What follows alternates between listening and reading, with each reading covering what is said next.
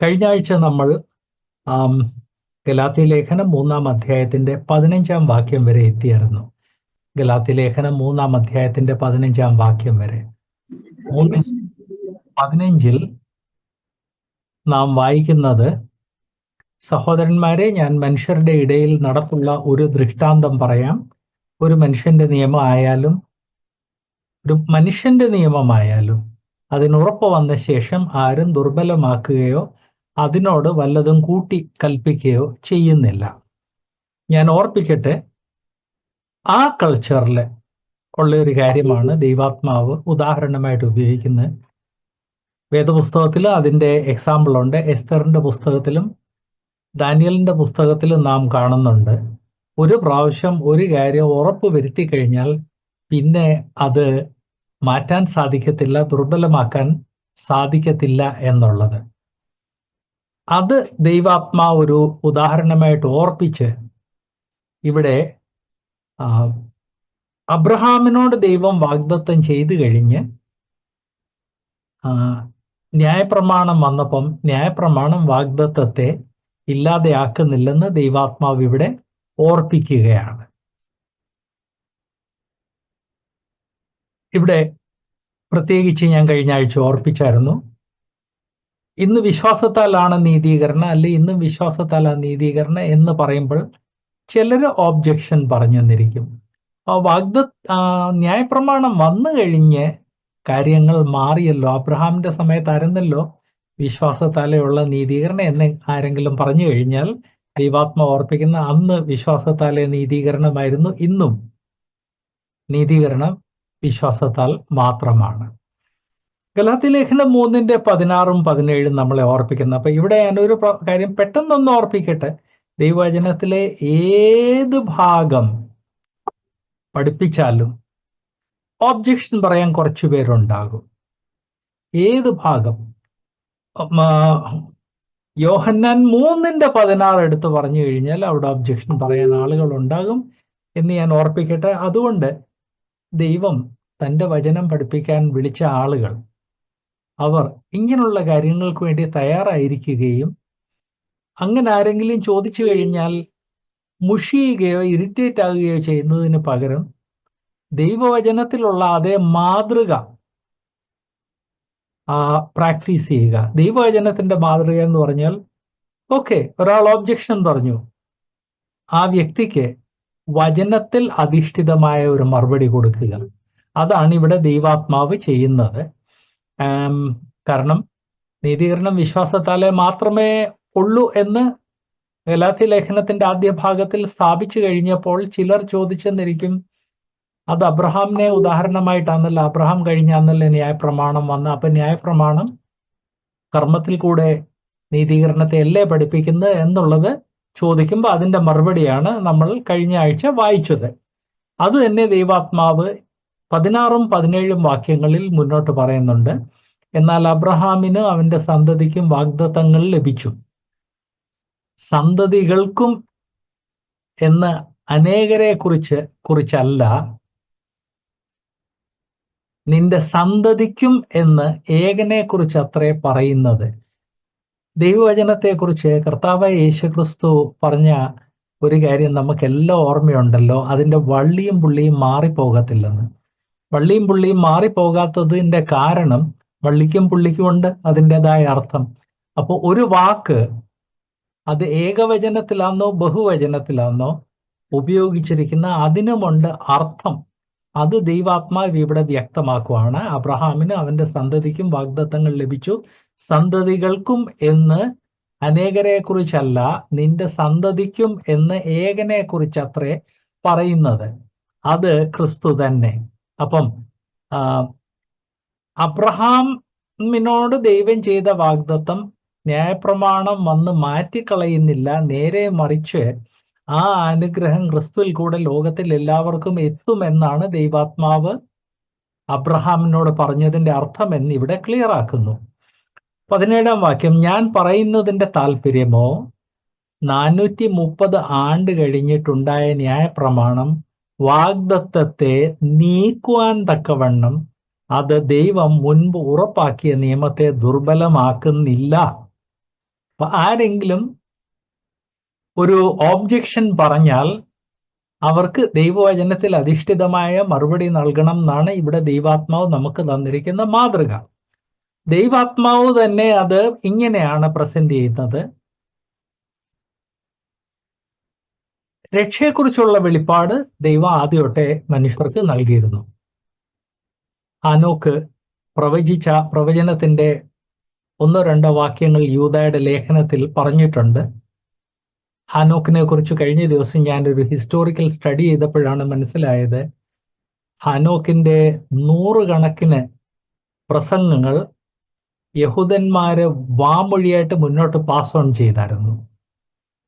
അത് 400 BC അതിൽ ചിലതൊക്കെ എഴുതപ്പെട്ടു. അപ്പൊ അങ്ങനെ ഈ ആദാമിനെ സൃഷ്ടിച്ച കാലം തൊട്ട് ദൈവം തന്റെ വെളിപ്പാട് നൽകിയെങ്കിലും അബ്രഹാമിന്റെ സമയം വന്നപ്പോഴാണ് രക്ഷയുടെ സന്ദേശം കുറച്ചുകൂടെ വ്യക്തമായത്. വിശ്വസിച്ചു, അത് അവന് നീതിക്കായി കണക്കാക്കപ്പെട്ടു. അവിടെ കർത്താവ് വേറെ ചില കാര്യങ്ങൾ വെളിപ്പെടുത്തി. അങ്ങനെ വെളിപ്പെടുത്തിയതിലാണ് അബ്രഹാമിനും അവന്റെ സന്തതിക്കും വാഗ്ദത്തങ്ങൾ ലഭിച്ചു എന്നുള്ളത്. ആ സന്തതി എന്നുള്ളത് പുതിയ നിയമം അതിന്റെ കറക്റ്റ് വ്യാഖ്യാനം നൽകുന്ന അത് യേശുക്രിസ്തുവിനെ കുറിച്ചാണ്. സോ യേശുക്രിസ്തുവിൽ കൂടെ ഉള്ള രക്ഷയെക്കുറിച്ചാണ് കർത്താവ് അബ്രഹാമിനോട് പറഞ്ഞത്. യേശുക്രിസ്തുവിൽ കൂടെയുള്ള രക്ഷ മനുഷ്യനിർമ്മിതമായ ചടങ്ങുകളോ ദൈവദത്തമായ ചടങ്ങുകളിൽ കൂടെ അല്ല,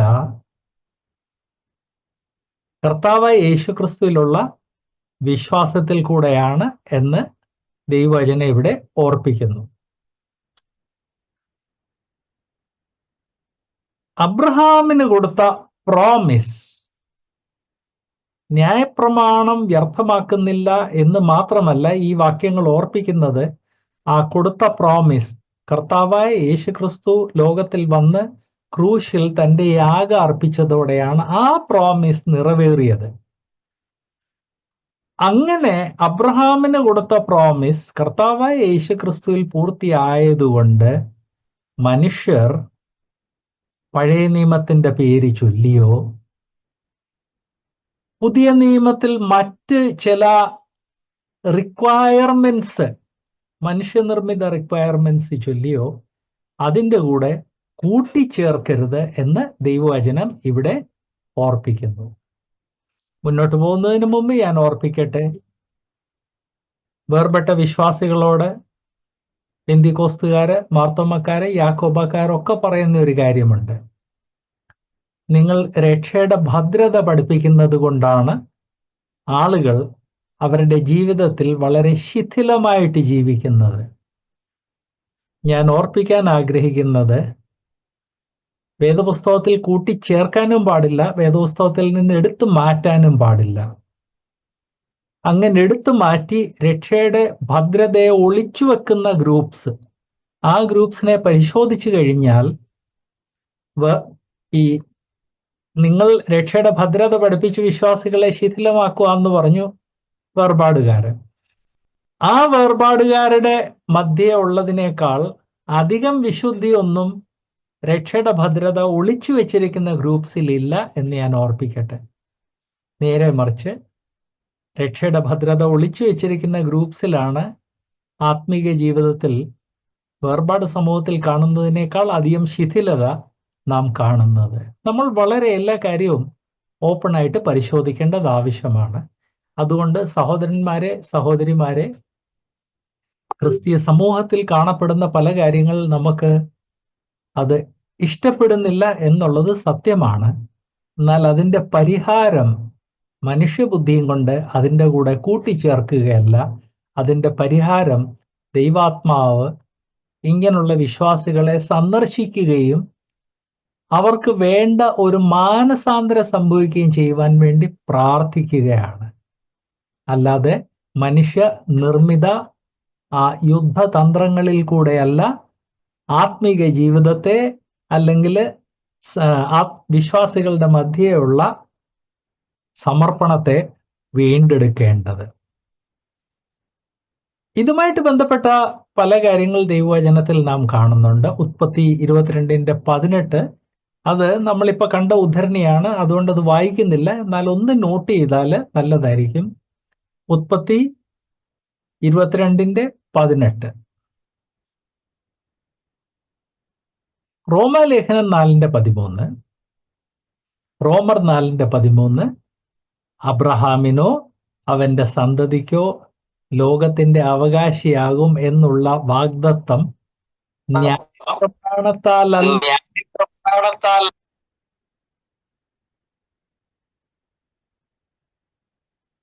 ന്യായപ്രമാണത്താലല്ല വിശ്വാസത്തിന്റെ നീതിയാൽ അത്രേ ലഭിച്ചത്. ഇത് നമ്മൾ പല പ്രാവശ്യം കണ്ടിട്ടുള്ള ഒരു വിഷയമായതുകൊണ്ട് ഞാൻ റിപ്പീറ്റ് ചെയ്യുന്നില്ല.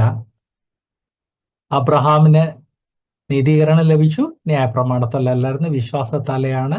അത് കഴിഞ്ഞാണ് ന്യായപ്രമാണം വന്നത്. ആ ന്യായപ്രമാണം അബ്രഹാമിനോട് ദൈവം ചെയ്ത പ്രോമിസ് അതിനെ ദുർബലപ്പെടുത്തുന്നില്ല, മാറ്റിവെക്കുന്നില്ല.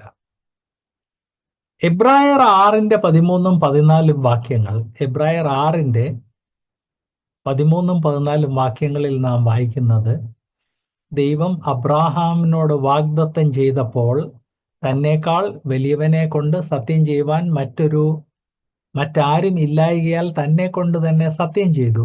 ഞാൻ നിന്നെ ഐശ്വര്യമായി അനുഗ്രഹിക്കും, നിന്നെ ബഹുമായി വർദ്ധിക്കും എന്ന് അരുളി ചെയ്തു. ഇവിടെ ദൈവവചനം ഓർപ്പിക്കുന്നത് അബ്രഹാം കർത്താവായ യേശു ക്രിസ്തുവിനെ വിശ്വസിച്ച് നീതീകരണം പ്രാപിച്ചതിന്റെ കാരണം കൊണ്ട് നീതീകരണം മാത്രമല്ല അബ്രഹാമിന് ലഭിച്ചത്, മറ്റ് പല അനുഗ്രഹങ്ങളും ലഭിച്ചു, ധാരാളം അനുഗ്രഹങ്ങൾ ലഭിച്ചു. ഇത് ദൈവവചനത്തെ നമ്മളിപ്പം വായിച്ചു വന്ന ദൈവവചനത്തുമായിട്ട് ചേർത്ത് വായിക്കുമ്പോൾ നമ്മൾ ദൈവിക അനുഗ്രഹങ്ങൾ പ്രാപിക്കുവാൻ വേണ്ടി ദൈവം പുതിയ നിയമത്തിൽ വെച്ചിരിക്കുന്ന കാര്യങ്ങളുടെ കൂടെ നമ്മുടെ ഇഷ്ടപ്രകാരം, നമ്മുടെ വികാരങ്ങൾക്കനുസരിച്ച്, നമ്മുടെ കൾച്ചറിനനുസരിച്ച്, അല്ലെങ്കിൽ നമ്മുടെ പശ്ചാത്തലത്തിനനുസരിച്ച് നമ്മൾ ദൈവവചനത്തിൻ്റെ കൂടെ ഒരു രീതിയിലുമുള്ള ചടങ്ങുകൾ കൂട്ടിച്ചേർക്കാൻ പാടില്ല.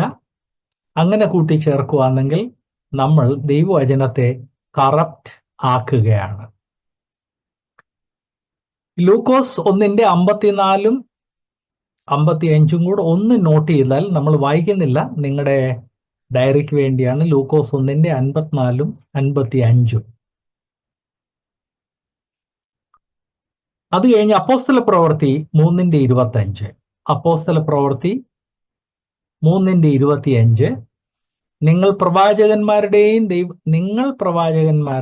ദൈവം നിങ്ങളുടെ പിതാക്കന്മാരോട് ചെയ്ത നിയമത്തിൻ്റെയും മക്കളാകുന്നു. നിന്റെ സന്തതി മുഖാന്തരം ഭൂമിയിലെ സകല വംശങ്ങൾ അനുഗ്രഹിക്കപ്പെടും എന്ന് ദൈവം അബ്രഹാമിനോട് അരുളി ചെയ്തു. ഇത് പിന്നെ ഓർപ്പിക്കുന്നത് നാം ദൈവിക അനുഗ്രഹങ്ങൾ പ്രാപിക്കുന്നത് വിശ്വാസത്താലെയാണ്, ന്യായപ്രമാണത്താലല്ല, മനുഷ്യനിർമ്മിത ചടങ്ങുകളിൽ കൂടെയല്ല. അടുത്തതായിട്ട് ഗലാത്യ ലേഖനം 3:18. ഇതിനു മുൻപ് ഞാൻ ഓർപ്പിച്ചതുപോലെ ഗലാത്യ ലേഖനം 3:15-18 വരെ ഉള്ള വാക്യങ്ങൾ ഒരു യൂണിറ്റാണ്. ഈ യൂണിറ്റിൽ ദൈവജനത്തിന്റെ മധ്യേ കടന്നു വരാൻ സാധ്യത ഉള്ള ഒരു ആർഗ്യുമെന്റിന്റെ മറുപടി ദൈവാത്മാവ് പറയുന്നു. ഗലാത്യരിൽ ചിലർ ഈ ആർഗ്യുമെന്റ് ചിലപ്പോൾ പറഞ്ഞു കാണും. ഞാൻ ഓർപ്പിച്ചതുപോലെ ആർഗ്യുമെന്റ് ഇതാണ്: അബ്രഹാം വിശ്വാസത്താൽ നീതീകരിക്കപ്പെട്ടു, ഫൈൻ. അത് കഴിഞ്ഞല്ലേ ന്യായപ്രമാണം വന്ന്. അതുകൊണ്ട് ഇനി നീതീകരിക്കപ്പെടണമെങ്കിൽ ന്യായപ്രമാണം കൂടെ ആചരിച്ചേ പറ്റൂ, പ്രത്യേകിച്ച് പരിച്ഛേദന ഏറ്റേ മതിയാകൂ. അതിന്റെ മറുപടിയാണ് 15-18 വാക്യങ്ങൾ. 15-18 വാക്യങ്ങൾ ഓർപ്പിക്കുന്നത് അങ്ങനെയല്ല, അനുഗ്രഹം ന്യായപ്രമാണത്താലല്ല, കർത്താവ് അബ്രഹാമിന് കൊടുത്ത പ്രോമിസ്, ന്യായപ്രമാണം അതിനെ ദുർബലമാക്കുന്നില്ല.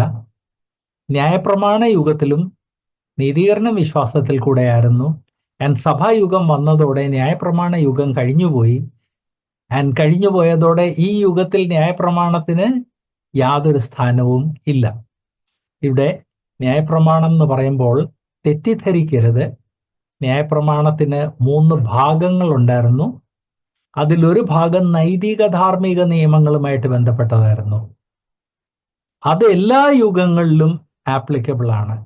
കൊല ചെയ്യരുത്, മോഷ്ടിക്കരുത്, ഇത് എല്ലാ യുഗത്തിലും ഒരുപോലെ ആപ്ലിക്കബിൾ ആണ്.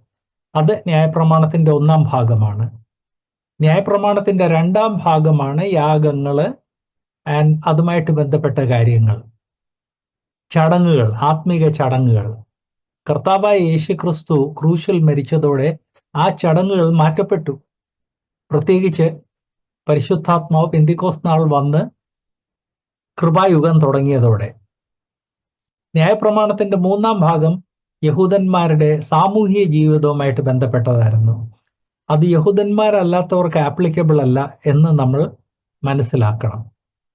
സോ ഇവിടെ ദൈവവചനം പിന്നെയും ഓർപ്പിക്കുന്നത്, അബ്രഹാമിന് ദൈവം വിശ്വാസത്താലെ നീതീകരണം എന്ന് പറഞ്ഞു. ആ അബ്രഹാമിൽ കൂടെ മറ്റ് ലോകത്തിലുള്ള എല്ലാവരും അനുഗ്രഹിക്കപ്പെടുമെന്ന് പറഞ്ഞു. അത് കഴിഞ്ഞ് ന്യായപ്രമാണം വന്നതോടെ അബ്രഹാമിന് കൊടുത്ത പ്രോമിസ് ദുർബലമാക്കുന്നില്ല, മാറ്റപ്പെടുന്നില്ല. ആൻഡ് ആ ന്യായപ്രമാണ യുഗം മാറ്റപ്പെട്ട് കൃപായുഗം തുടങ്ങിയതോടെ ഇനിയും ന്യായപ്രമാണ യുഗത്തിലുള്ള ചടങ്ങുകൾ പോലും മാറ്റപ്പെട്ടു. ഒന്നാമത് നീതീകരണം അതിൽ കൂടെ അല്ല ലഭിച്ചിരുന്നത്. 2, നീതീകരണം അതിൽ കൂടെ അല്ല ലഭിച്ചിരുന്നത്, അതിന് അതിൻ്റെതായ പർപ്പസ് ഉണ്ടായിരുന്നു. എന്നാൽ ഇപ്പം ഈ കൃപായുഗത്തിൽ ആ പർപ്പസ് പോലും മാറ്റപ്പെട്ടു. ഇന്ന് യഹൂദനെന്നില്ല, യവനനെന്നില്ല, എല്ലാവരും ക്രിസ്തുവിൽ ഒന്നത്രേ. ഈ കാര്യം ഇവിടെ ദൈവാത്മാവ് ഓർപ്പിക്കുന്നു. ഈ യുഗത്തിൽ ദൈവം നമുക്കൊരു അവകാശം തന്നിരിക്കുകയാണ്. അബ്രഹാമിനോ ദൈവം അതിനെ വാഗ്ദത്തം മൂലം നൽകി. അവകാശം ന്യായപ്രമാണത്താൽ അല്ലെങ്കിൽ വാഗ്ദത്തത്താലല്ല. അപ്പൊ നമുക്ക് എന്താണ് ഈ അവകാശം തന്നിരിക്കുന്നത്? ന്യായപ്രമാണത്താലല്ല എന്നുള്ളത് വ്യക്തം. എന്താ അവകാശം തന്നിരിക്കുന്നത്? അത് പുതിയ നിയമം പലയിടത്ത് വ്യക്തമാക്കുന്നുണ്ട്. അതില് ഏറ്റവും നമുക്ക് പരിചയമുള്ള ഒരു ഭാഗം എടുക്കട്ടെ. യോഹന്നാൻ 1:12. യോഹന്നാന്റെ സുവിശേഷം 1:12. അവനെ കൈക്കൊണ്ട് അവന്റെ നാമത്തിൽ വിശ്വസിക്കുന്ന ഏവർക്കും ദൈവമക്കളാകുവാൻ അവൻ അധികാരം കൊടുത്തു, അല്ലെങ്കിൽ അവകാശം കൊടുത്തു. അപ്പം വിശ്വാസത്തിൽ കൂടെയുള്ള അവകാശം ക്രിസ്തു യേശുവിനെ രക്ഷിതാവായിട്ട് സ്വീകരിക്കുമ്പോൾ നമുക്ക് ലഭിക്കുന്നു എന്ന് ദൈവവചനം പറയുന്നു. അബ്രഹാം വിശ്വാസത്താൽ ലഭിച്ചു. ന്യായപ്രമാണം വന്നു കഴിഞ്ഞും യഹൂദന്മാർ വിശ്വാസത്താൽ ലഭിച്ചു. കൃപായുഗത്തിൽ എല്ലാവരും അത് വിശ്വാസത്താൽ തന്നെ പ്രാപിക്കുന്നു. ന്യായപ്രമാണ യുഗത്തിൽ യഹൂദന്മാർ വിശ്വാസത്താൽ പ്രാപിച്ചു എന്ന് പറഞ്ഞാൽ വിജാതിയർ വിശ്വാസത്താൽ അല്ല എന്നർത്ഥമില്ല. ന്യായപ്രമാണ യുഗത്തിൽ ന്യായപ്രമാണം ഉണ്ടായിട്ട് പോലും അവർ നീതീകരണം പ്രാപിച്ച വിശ്വാസത്താൽ ആണ് എന്നാണ് ഞാൻ അവിടെ ഉദ്ദേശിച്ചത്. ഒരു പ്രാവശ്യം കൂടെ ഞാൻ ഓർപ്പിക്കട്ടെ, ദൈവജനത്തിന്റെ മധ്യേ എല്ലാ യുഗത്തിലും പ്രതീക്ഷിക്കാത്ത പല കാര്യങ്ങൾ കാണപ്പെടുന്നു. ആ കഴിഞ്ഞ 2000 വർഷത്തെ ഹിസ്റ്ററി നോക്കിക്കഴിഞ്ഞാൽ എല്ലാ 100-125 വർഷത്തിൽ ഒരു നവീകരണം സംഭവിക്കാറുണ്ട്. അങ്ങനെ നവീകരണം സംഭവിച്ച ആദ്യത്തെ ചില വർഷങ്ങൾ വളരെ ഭയഭക്തിയോടെ ദൈവജനം അവരെ തന്നെ നിയന്ത്രിക്കുന്നു. എന്നാൽ അധികം താമസിക്കാതെ ദൈവവചനത്തിൽ നിന്നുള്ള ഒരു മാറ്റം, ഒരു വീഴ്ച നമുക്ക്, അല്ലെ ഒരു പതനം, ഒരു ശിഥിലീകരണം കാണാൻ സാധിക്കും. അങ്ങനെ ശിഥിലീകരണം വരുമ്പോൾ മനുഷ്യനിർമ്മിത നിയമങ്ങൾ, മനുഷ്യനിർമ്മിത ചടങ്ങുകൾ അടിച്ച് ഏൽപ്പിക്കരുത്. വേർപാട് പ്രസ്ഥാനം ഇന്ത്യയിലുള്ള വേർപാട് പ്രസ്ഥാനമല്ല, ഞാൻ ഓർപ്പിക്കട്ടെ, അത് ബ്രിട്ടീഷ് വേർപാട് പ്രസ്ഥാനമായിട്ട് ബന്ധമൊന്നുമില്ല. ബ്രിട്ടീഷ് വേർപാട് പ്രസ്ഥാനം ഏകദേശം 175 വർഷങ്ങൾക്ക് മുൻപ് തുടങ്ങിയപ്പം അധികം താമസിക്കാതെ അവരുടെ മധ്യേ വന്ന ആ വിശ്വാസത്തിലുള്ള ശിഥിലീകരണത്തിന്റെ കാരണം കൊണ്ട് ചിലർ നിയമങ്ങൾ ഉണ്ടാക്കി എവൻച്വലി അവരൊരു കൾട്ടായിട്ട് മാറി. അതിനെയാണ് നമ്മൾ എക്സ്ക്ലൂസീവ് ബ്രദറൻ എന്ന് പറയുന്നത്. എക്സ്ക്ലൂസീവ്സ് ലോകമെമ്പാടും ഒരു കൾട്ടാണ്. അവർ ദൈവം വെച്ചിരിക്കുന്നതിനേക്കാൾ കൂടുതൽ പ്രാധാന്യം മനുഷ്യൻ ഉണ്ടാക്കിയിരിക്കുന്ന നിയമത്തിനാണ് കൊടുക്കുന്നത്. അതുകൊണ്ട് വേർപാട് പ്രസ്ഥാനം, ഞാനത് പറയാൻ കാരണം അറ്റ്ലീസ്റ്റ് ഇംഗ്ലണ്ടിലുള്ള വേർപാട് പ്രസ്ഥാനവും മനുഷ്യനിർമ്മിത ചടങ്ങുകളുടെ ദൂഷ്യഫലം വ്യക്തമായിട്ട് കണ്ടിട്ടുണ്ട്, അനുഭവിച്ചിട്ടുണ്ട്. ഇവർ വേർപാടിൽ നിന്ന് വന്നവരാണ്. എന്നാൽ വേർപാട് വിശ്വാസികളുടെ ഇടയ്ക്കുള്ള ആത്മീയ ജീവിതത്തിലെ ശിഥിലത കണ്ട് നിയമങ്ങൾ ഉണ്ടാക്കി.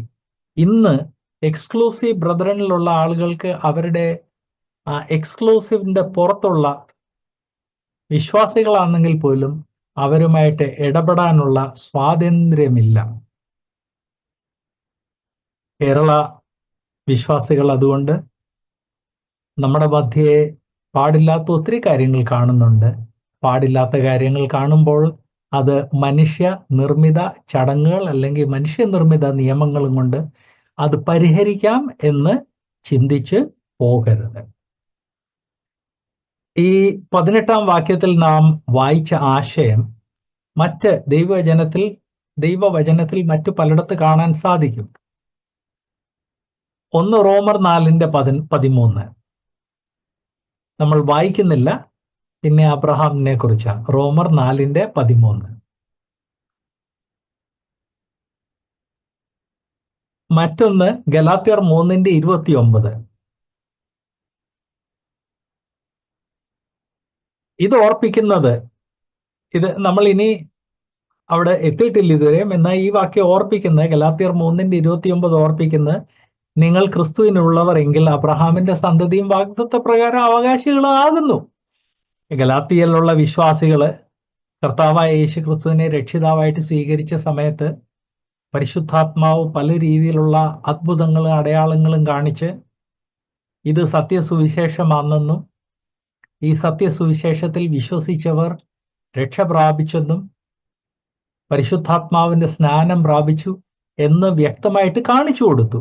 അതുകൊണ്ട് ഗലാത്യയിലുള്ള വിശ്വാസികൾക്ക് വ്യക്തമായിട്ട് അറിയാവുന്ന ഒരു കാര്യമാണ് അവർ ക്രിസ്തുവിനുള്ളവരാണെന്ന്.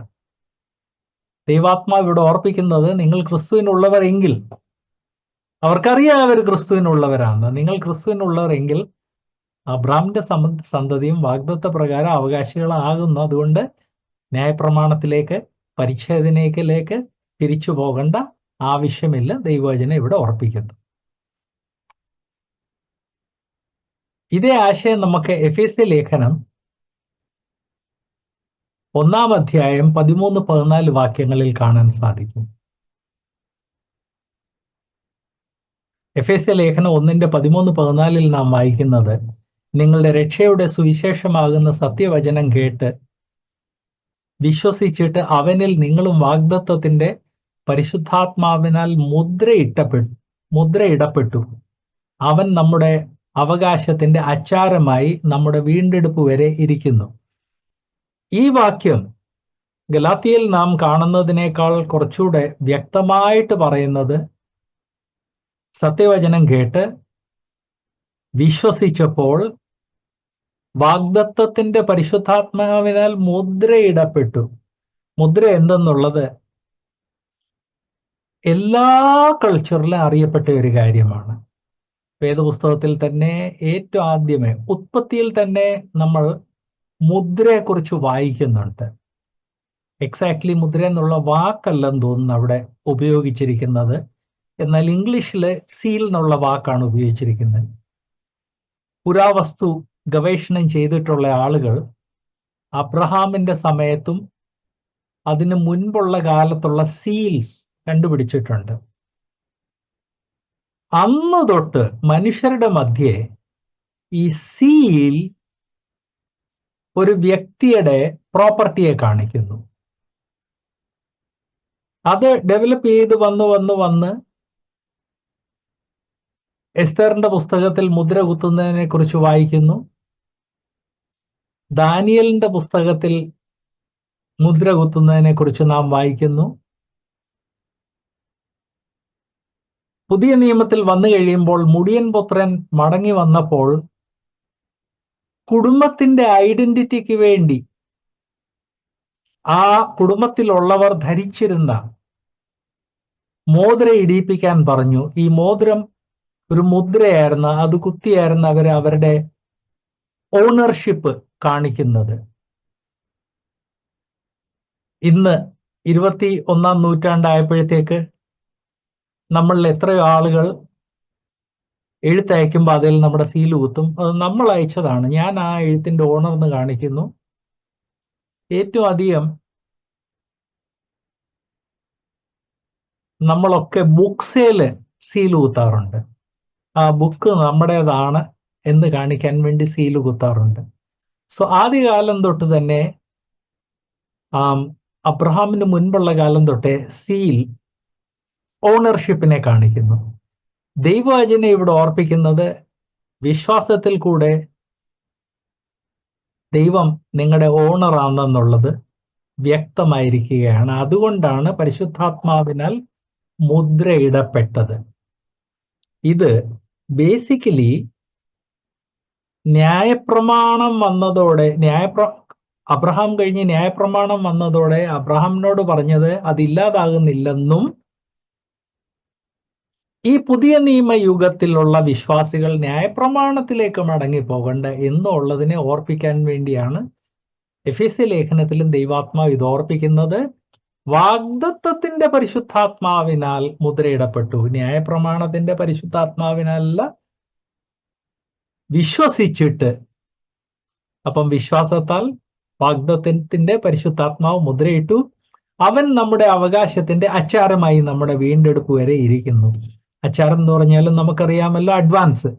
ഒരു പ്രോപ്പർട്ടി വാങ്ങിക്കുന്നതിന് മുൻപ്, ഒരു വലിയ മെഷീൻ വാങ്ങിക്കുന്നതിന് മുൻപ്, വലിയ പർച്ചേസസിലൊക്കെ അഡ്വാൻസ് കൊടുക്കുന്ന ഒരു സിസ്റ്റം ഉണ്ടല്ലോ. ആ അഡ്വാൻസ് കൊടുത്തു കഴിഞ്ഞാൽ ഞാൻ വാങ്ങിക്കും എന്ന് ഉറപ്പാണ്. അതുപോലെ തന്നെ വിശ്വാസത്തിൽ കൂടെ മുദ്രയിടപ്പെട്ടു, വിശ്വാസത്തിൽ കൂടെ അച്ചാരവും ലഭിച്ചു. അങ്ങനെ ലഭിച്ചിട്ടുള്ള വിശ്വാസികൾ ന്യായപ്രമാണത്തിലേക്ക് അവരുടെ നീതീകരണത്തിന് വേണ്ടി തിരിഞ്ഞ് നോക്കരുത് എന്ന് എഫെസ്യ ലേഖനവും നമ്മളെ ഓർപ്പിക്കുന്നു. റോമാലേഖനം 8:17 ഇതിന്റെ മറ്റൊരു വശം വ്യക്തമാക്കുന്നുണ്ട്. റോമാലേഖനം 8:17 നാം മക്കൾ എങ്കിലോ അവകാശികളും ആകുന്നു. ആക്ച്വലി ഇത് ഒരേ വിഷയത്തിന്റെ പല വശങ്ങളെ കാണിക്കുന്നു. കർത്താവിനെ രക്ഷിതാവായിട്ട് സ്വീകരിച്ചു കഴിഞ്ഞപ്പോൾ അവർ ദൈവമക്കളാണെന്നുള്ള കോൺഫിഡൻസ് ധാരാളം ആളുകളുടെ ഹൃദയങ്ങളിൽ വരാറുണ്ട്. എനിക്കിന്നും ഓർമ്മയുണ്ട്, ഞാൻ വളരെ ചെറുപ്രായത്തിൽ 6-ാം വയസ്സിൽ കർത്താവിനെ രക്ഷിതാവായിട്ട് സ്വീകരിച്ച കൂട്ടത്തിലാണ്. അങ്ങനെ രക്ഷിതാവായിട്ട് സ്വീകരിച്ച സമയത്ത് തന്നെ ഞാൻ ദൈവ പൈതലാണ് എന്ന് ഒരു കോൺഫിഡൻസ് എൻ്റെ മനസ്സിൽ വന്നു. രക്ഷയെക്കുറിച്ച് പിന്നെ സംശയം ഉണ്ടായിട്ടില്ല എന്ന് ഞാൻ പറയുന്നില്ല. ഇവിടെ ആരെങ്കിലും അത് ഞാൻ ഇത് കഴിഞ്ഞ് പറയാം. അപ്പൊ അങ്ങനെ 6-ാം വയസ്സ് തൊട്ട് ഞാൻ ദൈവ മകനാണ് എന്നൊരു കോൺഫിഡൻസ് എൻ്റെ മനസ്സിലുണ്ടായിരുന്നു. 6-ാം വയസ്സെന്ന് പറഞ്ഞുകൊണ്ട് പെട്ടെന്നൊരു കാര്യം പറയട്ടെ. ചെറുപ്രായത്തിൽ രക്ഷയുടെ അനുഭവത്തിൽ വന്ന ചിലർ പ്രായമായി കഴിയുമ്പോൾ അന്ന് ഞാൻ കർത്താവിനെ രക്ഷിതാവായിട്ട് സ്വീകരിച്ചത് ശരിയായിട്ടായിരുന്നു എന്നൊരു സംശയം വരാറുണ്ട്.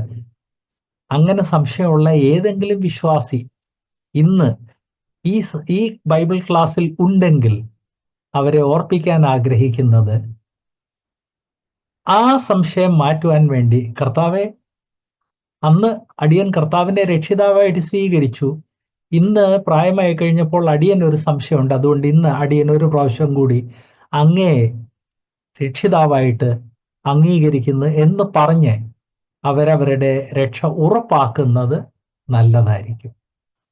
അത് ഞാനിപ്പോൾ പെട്ടെന്ന് എടുത്തു പറയാൻ കാരണം, ചെറുപ്രായത്തിൽ രക്ഷിക്കപ്പെട്ട പലർക്ക് ഒരു പ്രായം കഴിയുമ്പം അവരുടെ രക്ഷയെക്കുറിച്ച് സംശയം ഉണ്ടാകാറുണ്ട്. ആ സംശയം ആരോടെങ്കിലും പറഞ്ഞു കഴിഞ്ഞാൽ അവർ കുറെ അഭ്യാസം കാണിക്കാറുണ്ട്. ഒടുവിൽ ചോദിച്ച ആളിന് മറുപടി കിട്ടത്തില്ല. മറുപടി വളരെ സിമ്പിളാണ്. കർത്താവിനെ ഒരു വ്യക്തിക്ക് രക്ഷിതാവായിട്ട് ഒന്നിലധികം പ്രാവശ്യം സ്വീകരിക്കാം. അതിലൊരു തെറ്റുമില്ല. ഒന്നിലധികം പ്രാവശ്യം രക്ഷിക്കപ്പെടുന്നില്ല എന്ന് ഞാൻ ഓർപ്പിക്കട്ടെ. അന്ന് കർത്താവിനെ രക്ഷിതാവായിട്ട് സ്വീകരിച്ച് അത് ശരിയായിട്ടായിരുന്നോ എന്ന് സംശയമുള്ളത് കൊണ്ട് അത് ഒരു പ്രാവശ്യം കൂടെ, അന്ന് പറഞ്ഞതിനെ ഒരു പ്രാവശ്യം കൂടെ ഉറപ്പിക്കുക മാത്രമേ ഉള്ളൂ. അങ്ങനെ നിങ്ങളുടെ രക്ഷയ്ക്ക് ഉറപ്പ് വരുത്തണം. ആർക്കെങ്കിലും സംശയം ഉണ്ടെങ്കിൽ രക്ഷയ്ക്ക് ഉറപ്പ് വരുത്തണം എന്ന് ഞാൻ ഓർപ്പിക്കുന്നു. രക്ഷിക്കപ്പെടണം എന്നല്ല ഞാൻ പറഞ്ഞത്, രക്ഷയ്ക്ക് ഉറപ്പ് വരുത്തണം. റോമർ 8:17 നാം മക്കളെങ്കിലോ അവകാശികളോ ആവുന്നു. അപ്പൊ അങ്ങനെ ഒരാൾ കർത്താവിനെ രക്ഷിതാവായിട്ട് സ്വീകരിക്കുമ്പോൾ താന് ദൈവ പൈതലാണ് എന്നുള്ള ഒരു കോൺഫിഡൻസ് തൻ്റെ മനസ്സിൽ വരും. ഒരു നല്ല ശതമാനം ആളുകളുടെ മനസ്സിൽ വരും. പിന്നെ എല്ലാവരും രക്ഷയോട് ഒരേ രീതിയിലല്ല പ്രതികരിക്കുന്നത്. കാരണം എല്ലാവരുടെയും പശ്ചാത്തലം ഒന്നല്ല. ചിലർ ചെറുപ്രായത്തിൽ രക്ഷിക്കപ്പെടുന്നു, ചിലർ കുറച്ചുകൂടെ കഴിഞ്ഞ് രക്ഷിക്കപ്പെടുന്നു, ചിലർ മറ്റ് പശ്ചാത്തലങ്ങളിൽ നിന്ന്, ഹൈന്ദവ പശ്ചാത്തലം, ഇസ്ലാമിക് പശ്ചാത്തലം, കത്തോലിക്ക പശ്ചാത്തലം, മാർത്തോമാ യാക്കോബ പശ്ചാത്തലം, അല്ലെ ജൈന ബൗദ്ധ പശ്ചാത്തലത്തിൽ നിന്ന് രക്ഷയുടെ അനുഭവത്തിൽ വരുമ്പോൾ അവരുടെ അനുഭവത്തിന് ചില അന്തരങ്ങൾ ഉണ്ടാകും. എന്നാൽ രക്ഷയുടെ അനുഭവത്തിൽ വരുന്ന ഭൂരിഭാഗം ആളുകളുടെ മനസ്സിലും അവർ ദൈവമക്കൾ എന്നുള്ള കോൺഫിഡൻസ് ഉണ്ടാകും. ദൈവമക്കളായതുകൊണ്ട് അവർ അവകാശികൾ എന്നുള്ള കോൺഫിഡൻസ് ഉണ്ടാകും. മുന്നോട്ട് നാം വായിക്കുന്ന റോമാലേഖനം 8:17 ദൈവത്തിന്റെ അവകാശികളും ക്രിസ്തുവിന്റെ കൂട്ടവകാശികളും തന്നെ. അപ്പൊ അങ്ങനെ അവകാശികൾ എന്ന് മനസ്സിലാക്കി കഴിയുമ്പോൾ വിശുദ്ധ തിരുവെഴുത്തിന്റെ വെളിച്ചത്തിൽ നാം മനസ്സിലാക്കുന്ന അടുത്ത കാര്യമാണ് നമ്മൾ ക്രിസ്തുവിന്റെ കൂട്ടവകാശികളാണ്. കാരണം ദൈവാത്മാവ് നമ്മളെ എടുത്ത് ക്രിസ്തുവിന്റെ ശരീരവുമായിട്ട് ഏകീഭവിക്കുന്നു. അങ്ങനെ ക്രിസ്തുവിന്റെ ശരീരവുമായിട്ട് ഏകീഭവിച്ചു കഴിയുമ്പോൾ നാം ദൈവമക്കളായി തീരും, ആ കുടുംബത്തിന്റെ അംഗങ്ങളായി തീരും. അതുകൊണ്ടാണ് ക്രിസ്തുവിന്റെ കൂട്ടവകാശികൾ ആയിത്തീരുന്നത്. മുന്നോട്ട് നാം കാണുന്നത്, നാം അവനോടുകൂടെ കഷ്ടം അനുഭവിക്കുന്നെങ്കിൽ അവനോടുകൂടെ തേജസ്കരിക്കുകയും ചെയ്യും. ഇവിടെ ദൈവവചനം ഓർപ്പിക്കുന്നത് ക്രിസ്തു യേശുവുമായിട്ട് ക്രിസ്തുവിലുള്ള വിശ്വാസത്താൽ രക്ഷ പ്രാപിച്ചു, അവകാശിയായി, ദൈവത്തിന്റെ അവകാശിയായി, ക്രിസ്തുവിന്റെ കൂട്ടവകാശികളായി. അതോടെ ഇനി എല്ലാം പെർഫെക്റ്റ് ആയിരിക്കും എന്നാരും ചിന്തിക്കരുത്. കർത്താവിൻ്റെ കൂടെ കഷ്ടം അനുഭവിക്കാനും നമ്മൾ വിളിക്കപ്പെട്ടിരിക്കുകയാണ്. അതുകൊണ്ട് ക്രിസ്തുവിന്റെ കൂട്ടവകാശി എന്ന് പറഞ്ഞു കഴിഞ്ഞാൽ എല്ലാം പെർഫെക്റ്റ് ആയിരിക്കുമെന്നല്ല, കഷ്ടം അനുഭവിക്കുവാൻ വേണ്ടി വിളിക്കപ്പെട്ടവരാണ്. എന്നാൽ നാം മറക്കാൻ പാടില്ലാത്തത് ക്രിസ്തുവിനോട് കൂടെ തേജസ്കരിക്കപ്പെടുകയും ചെയ്യും. കർത്താവായ യേശു ക്രിസ്തു മനുഷ്യ ശരീരം ധരിച്ച് ഈ ലോകത്തിൽ വന്നപ്പോൾ അത് മർത്യ ശരീരമായിരുന്നു. എൻ്റെ നിങ്ങളെ പോലുള്ള മർത്യ ശരീരമായിരുന്നു. അതുകൊണ്ടാണ് കർത്താവ് ക്രൂശിൽ മരിച്ചത്. മരിച്ചു കഴിഞ്ഞപ്പോൾ കർത്താവ് ഉയർത്തെഴുന്നേറ്റത് തേജസ്കരിക്കപ്പെട്ട ശരീരത്തിലായിരുന്നു. ഉയർത്തെഴുന്നേൽക്കുന്നതിന് മുൻപ് കർത്താവ് ഒരിക്കലും മതിലുകളിൽ കൂടെ കടന്നുപോയതായിട്ട് നാം കാണുന്നില്ല. ഉയർത്തെഴുന്നേറ്റ് കഴിഞ്ഞപ്പോൾ ക്ലോസ്ഡ് റൂമിൽ പ്രത്യക്ഷപ്പെട്ടതായിട്ട് നാം കാണുന്നുണ്ട്. സോ റോമാലേഖന 8:17 ഇതേ ആശയത്തിന്റെ മറ്റൊരു വശം നമ്മളെ ഓർപ്പിക്കുന്നത്, രക്ഷയുടെ അനുഭവത്തിൽ വരുമ്പോൾ നാം ദൈവത്തിന്റെ അവകാശികളാണ് എന്നുള്ള കോൺഫിഡൻസ് വരും. ക്രിസ്തുവിന്റെ കൂട്ടവകാശികളാണ്, ക്രിസ്തുവിനോടുകൂടെ എന്നാൽ കൂട്ടവകാശികളായതുകൊണ്ട് കഷ്ടം അനുഭവിക്കുന്നതിന്റെ കാരണം കൊണ്ട് നാം ക്രിസ്തുവിന്റെ കൂടെ തേജസ്കരിക്കപ്പെടും. ദൈവവചനം ഓർപ്പിക്കുന്നു. എബ്രായ ലേഖനം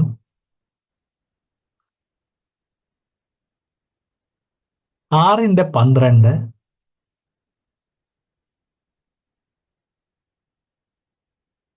നമ്മുടെ ജീവിതത്തിൽ ഒരു പരിവർത്തനം വരണം. എല്ലാവരുടെയും അല്ല, ചിലരുടെയൊക്കെ ജീവിതത്തിൽ ഒരു മാറ്റം വരണം. എബ്രായ ലേഖനം 6:12 ഓർപ്പിക്കുന്നത്, നിങ്ങൾ മാന്യമുള്ളവരാകാതെ വിശ്വാസത്താലും ദീർഘക്ഷമയാലും വാഗ്ദത്തങ്ങളെ അവകാശമാക്കുന്നവരെ അനുകരിക്കുന്നവർ ആകേണ്ടതിനത്രേ. ന്യായപ്രമാണത്തിനെ അനുകരിക്കുന്നവരല്ല, വാഗ്ദത്തങ്ങളെ അനുകരിക്കുന്നവർ ആയിത്തീരണം എന്ന് ഇവിടെ ദൈവാത്മാവ് ഓർപ്പിക്കുന്നു. ഇതോടെ ഗലാത്യ ലേഖനം 3-ാം അധ്യായത്തിന്റെ 3-ാം സെക്ഷൻ അവസാനിക്കുകയാണ്.